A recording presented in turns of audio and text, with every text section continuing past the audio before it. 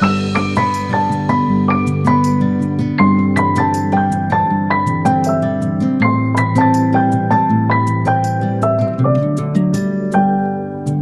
you always find your way to higher ground.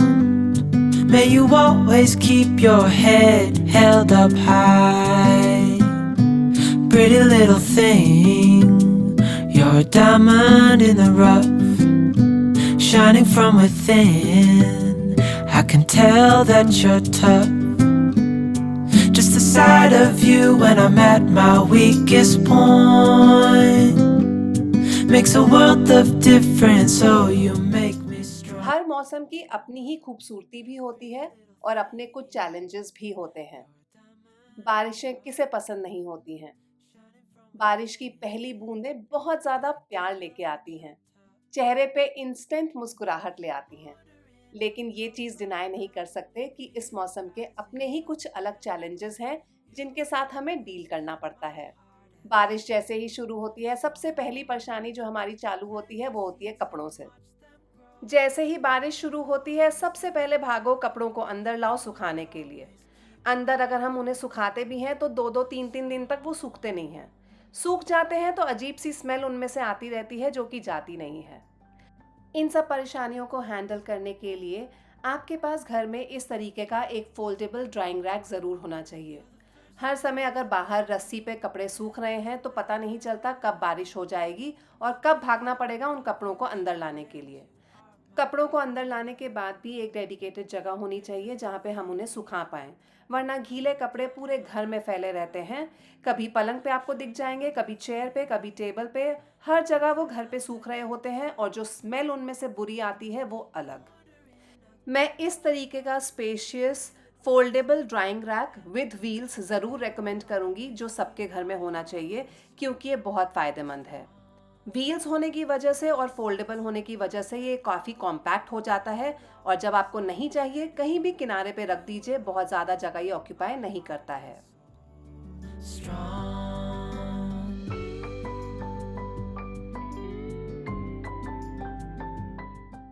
इस rack के दोनों साइड्स पे इस तरीके से 2-2 आर्म्स हैं जहाँ पे आप हैंगर्स को टांग सकते हैं।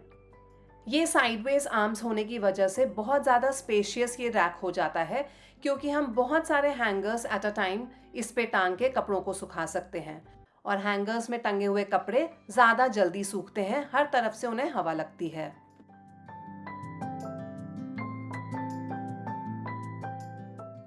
इस ड्राइंग रैक पे 3-3 फोल्डेबल रैक्स हैं दोनों साइड्स पे और सबसे ऊपर भी आपको दोनों साइड्स पे डंडे मिल जाएंगे जहाँ पे आप कपड़ों को सुखा सकते हैं। ओवरऑल ये बहुत ज़्यादा स्पेशियस है। मेरी वॉशिंग मशीन 6 kg लोड वाली है, मतलब कि एक बार में 6 किलो तक के कपड़े आराम से धुल जाते हैं।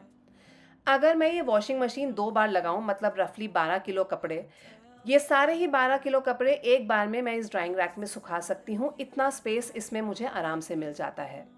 बारिशों में मुझे कपड़ों को सुखाने में कोई टेंशन नहीं होती है और ना ही आपको मेरे पूरे घर में गीले कपड़े इधर उधर टंगे हुए मिलेंगे। All thanks to this foldable wheels वाली ड्राइंग रैक। क्योंकि अचानक से कभी अगर बेल बज जाए, मेहमान आ जाए, तो तुरंत ही इस रैक को दूसरे रूम में शिफ्ट किया जा सकता है आसानी से। तो रस्सियों में या इधर उधर कपड़े सुखाने के बजाय do invest in this foldable drawing rack with wheels. This is a very good investment, especially for the monsoons.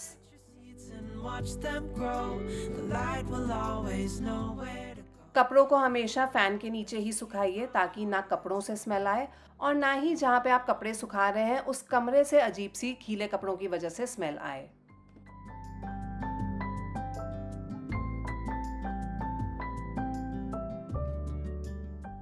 क्योंकि कपड़े धूप में तो सूखते नहीं हैं, इसलिए उनमें से स्मेल ना आए, इसके लिए आप 2 उपाय कर सकते हैं। कपड़े धोते वक्त आप डिटर्जेंट पाउडर या फिर लिक्विड तो यूज़ करते ही हैं, उसके साथ साथ या तो आप फैब्रिक कंडीशनर यूज़ कर लीजिए या फिर आप बेकिंग सोडा और कोई भी essential oil, preferably peppermint oil use कीजिए। धोते वक्त अगर आप इन दोनों में से कोई एक भी चीज़ इम्प्लीमेंट कर लेंगे तो जब आप कपड़े धो के हटेंगे तो उनमें से किसी भी तरीके की अजीब सी स्मेल नहीं आएगी। बारिशों के टाइम पे सिर्फ कपड़ों से ही अजीब स्मेल नहीं आती, लेकिन घर में जगह जगह पे हमें लगता है कि कुछ एक पंजेंट सी स्मेल आ रही है जो कि काफ़ी ज़्यादा इरिटेटिंग होती है। इसको हटाने के लिए कोई भी डिस्पोजेबल कंटेनर आप ले लीजिए जिसमें लिड ज़रूर हो। उसमें डालिए आप 2 से 3 बड़े चम्मच बेकिंग सोडा के और अपने मनपसंद का कोई भी एसेंशियल ऑयल के कुछ बूंदें। डब्बी का ढक्कन बंद कर दीजिए और इस डब्बी को शेक कर दीजिए ताकि दोनों ही चीज़ें आपस में मिल जाएं। और मैं अब लिड के ऊपर छेद कर रही हूँ। नाइफ को मैं गरम कर रही हूँ और गरम नाइफ से इस प्लास्टिक की डब्बी का जो ढक्कन है उसमें आराम से छेद हो जाते हैं। आप भी ये करके देखिएगा। छेद होने से एक भीनी भीनी सी खुशबू यहाँ से डिस्पेंस होती रहेगी और ये वाला कंटेनर आप अपने घर में जगह जगह पे रख सकते हैं जहाँ भी आपको लग रहा है कि अजीब स्मेल आती है।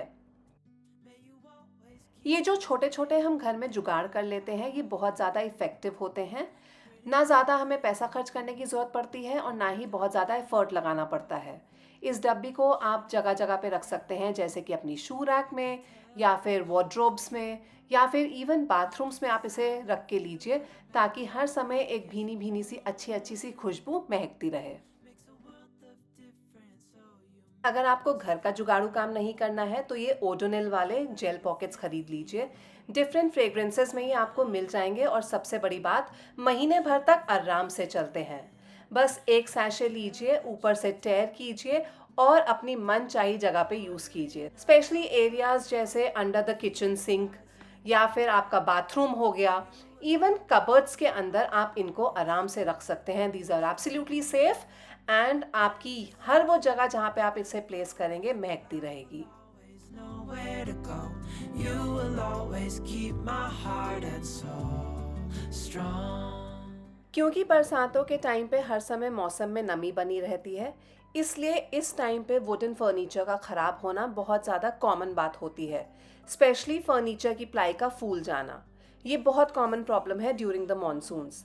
लेकिन इसको आप इजीली टैकल कर सकते हैं। आपको सिर्फ एक माइक्रोफाइबर का कपड़ा लेना है और कोकोनट ऑयल लेना है।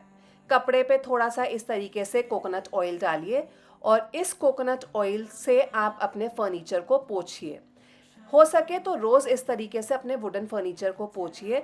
इस कोकोनट ऑयल के साथ आपका फर्नीचर बिल्कुल भी फूलेगा नहीं, ख़राब होने का कोई चांस ही नहीं है। बस थोड़ा सा ही आपको ड्रॉपलेट्स ऑयल के लेने हैं कपड़े के ऊपर और फर्नीचर को पोंछना है। इतना ज़्यादा ऑयल नहीं ले लेना है कि आपके हाथ भी चोएं और हर जगह स्टिकी स्टिकी हो जाए। ये देखिए, अगर मैं आपको छू के दिखाऊं तो आपको मेरे हाथों में तेल की एक भी बूंद नज़र नहीं आएगी। सिर्फ आपको ऑयल का ड्रॉपलेट्स लेने हैं कपड़े के ऊपर और हर जगह वुडन फर्नीचर के ऊपर इससे आपको पोंछना है।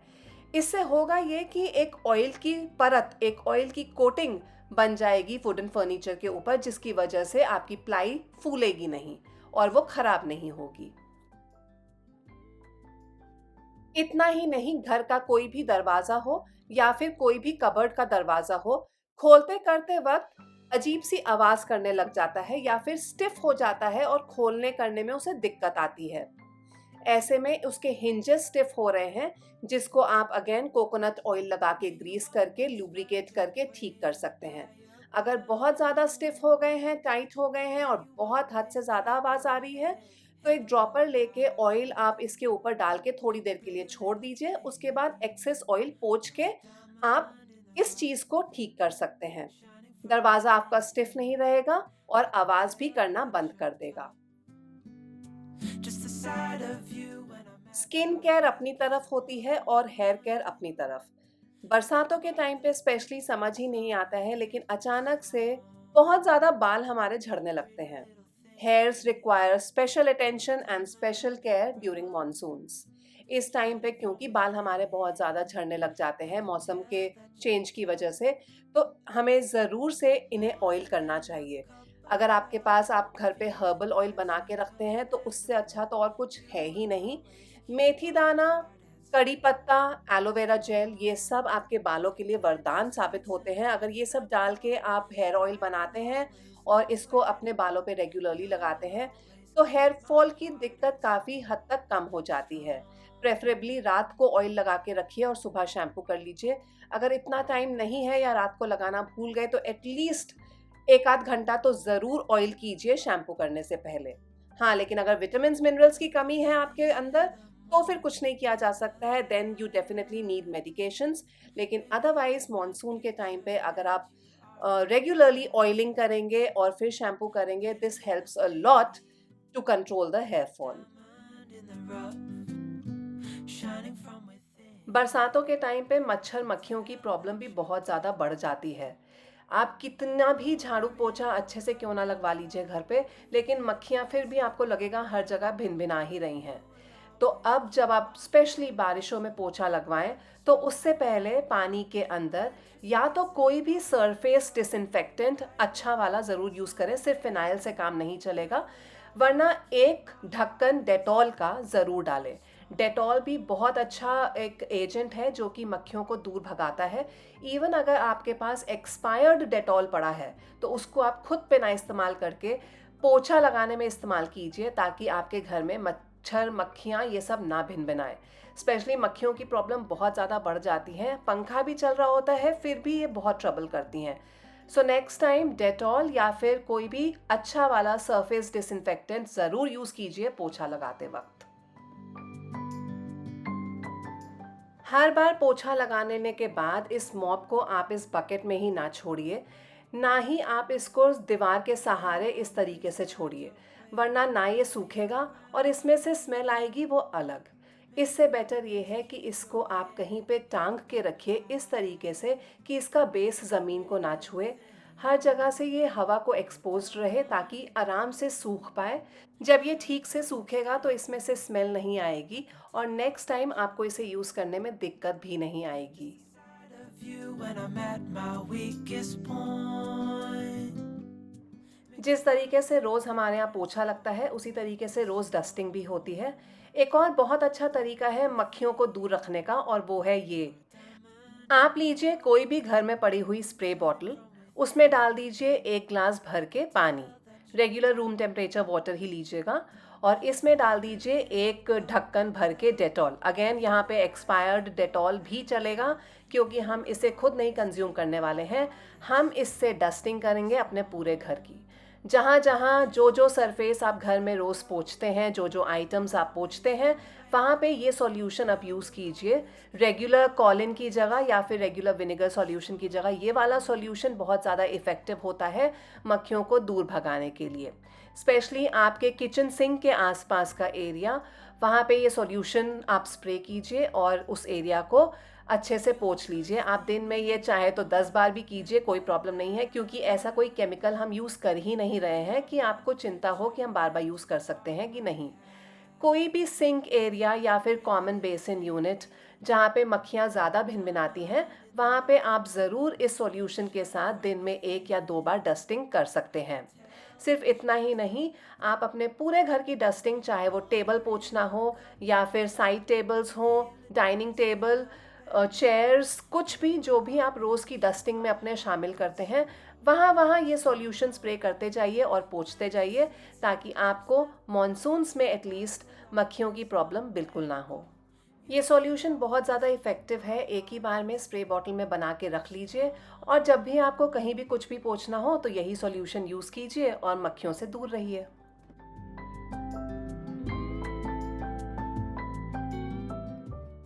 Another most common problem during monsoon is of fruit flies. Specially fruits like bananas, papaya, इन सब के ऊपर आपको बहुत सारी फ्रूट फ्लाइज दिख जाएंगी जो कि ना सिर्फ इरिटेटिंग है बल्कि अनहाइजीनिक भी है। इसलिए आई हाईली रेकमेंड कि इस तरीके की आप फ्रूट बास्केट यूज़ करें जिसमें बहुत ही एक महीन नेट लगी हुई है कि कोई भी छोटे से छोटा मॉस्किटो भी अंदर नहीं जा सकता। प्लस ये बहुत टाइटली बंद हो जाती है कि आसानी से खुलती नहीं है, कोई चांस ही नहीं है कि छोटे से छोटा मॉस्किटो भी अंदर जा पाए। Head held up high. क्योंकि इस पे नेट लगी हुई है और इसकी लिड भी अच्छे से टाइट है, इसके अंदर रखे हुए फ्रूट्स जल्दी ख़राब नहीं होते हैं। I highly recommend this product, इसका लिंक मैं आपको नीचे डिस्क्रिप्शन बॉक्स में दे दूंगी। अगर आपके पास ये है तो आपको कोई और सॉल्यूशन यूज़ करने की ज़रूरत नहीं है फ्रूट्स को प्रोटेक्टेड रखने के लिए। If you are a plant lover, then monsoon is the best time for you. Take care of your plants during this time, क्योंकि अगर आपने थोड़ी सी भी इनकी एक्स्ट्रा केयर कर ली इस टाइम पे तो ये बहुत ज़्यादा अच्छा ग्रो करते हैं इस टाइम पे। इस टाइम पे मतलब कि मॉनसून के टाइम पे आप ज़रूर से इनकी प्रूनिंग कीजिए, ट्रिमिंग कीजिए एंड इनको प्रोपगेट कीजिए। इस टाइम पे बहुत जल्दी ग्रोथ पकड़ते हैं। अगर आपने कटिंग से भी कोई प्लांट लगाया है तो इस टाइम पे बहुत जल्दी ये जड़ पकड़ लेते हैं और ग्रो करते हैं। So this is the best time to show your love, shower your love on the plants. strong.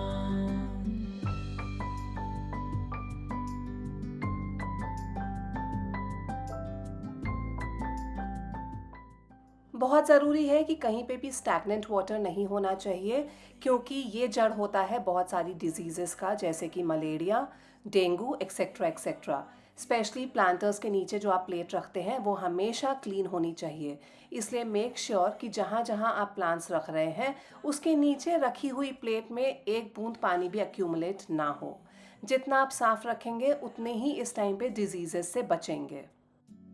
Order in a cup of love, feel it rising up and above. You will always. और अगर इतना check आपके लिए रोज़ रखना possible नहीं है तो simply plates को इन्वर्ट करके प्लांटर्स के नीचे ही रख दीजिए, क्योंकि अलग से इनको रख के दूसरी जगह ऑक्यूपाई करने का मतलब नहीं बनता है। तो प्लांटर्स के नीचे ही उल्टा करके इन्हें रख दीजिए मॉनसून्स के टाइम पे, और मॉनसून के बाद इन्हें वापस सीधा करके आप यूज़ कर सकते हैं।